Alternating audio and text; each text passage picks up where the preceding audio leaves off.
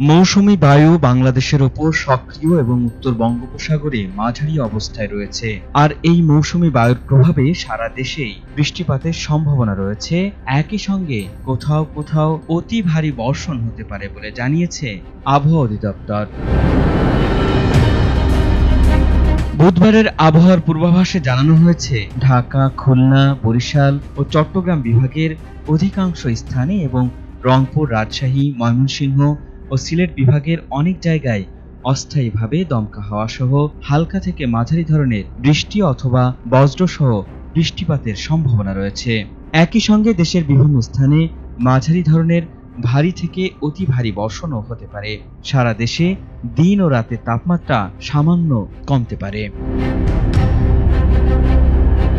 পূর্বাভাসে সিনোপটিক অবস্থা সম্পর্কে বলা হয়েছে, মৌসুমী বায়ুর অক্ষের বর্ধিত অংশ রাজস্থান, হরিয়ানা, উত্তরপ্রদেশ, বিহার, পশ্চিমবঙ্গ ও বাংলাদেশের উত্তরাঞ্চল হয়ে আসাম পর্যন্ত বিস্তৃত রয়েছে। এর একটি বর্ধিত অংশ উত্তর বঙ্গোপসাগর পর্যন্ত বিস্তৃত। মৌসুমী বায়ু বাংলাদেশের উপর সক্রিয় এবং উত্তর বঙ্গোপসাগরে মাঝারি অবস্থায় রয়েছে।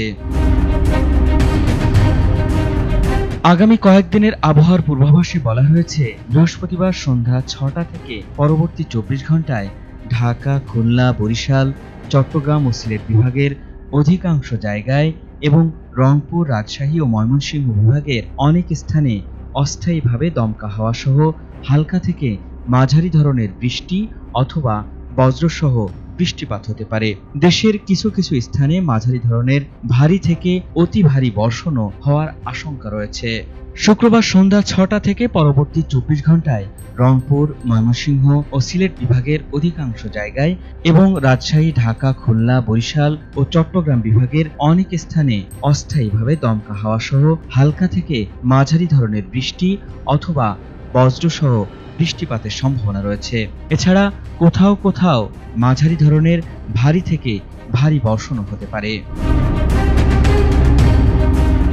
শনিবার সন্ধ্যা ৬টা থেকে পরবর্তী ২৪ ঘন্টায় ঢাকা, ময়মনসিংহ ও সিলেট বিভাগের অনেক স্থানে এবং রংপুর, রাজশাহী, খুলনা, বরিশাল ও চট্টগ্রাম বিভাগের কিছু কিছু স্থানে অস্থায়ীভাবে দমকা হাওয়া সহ হালকা থেকে মাঝারি ধরনের বৃষ্টি অথবা বজ্রসহ বৃষ্টিপাতের সম্ভাবনা রয়েছে।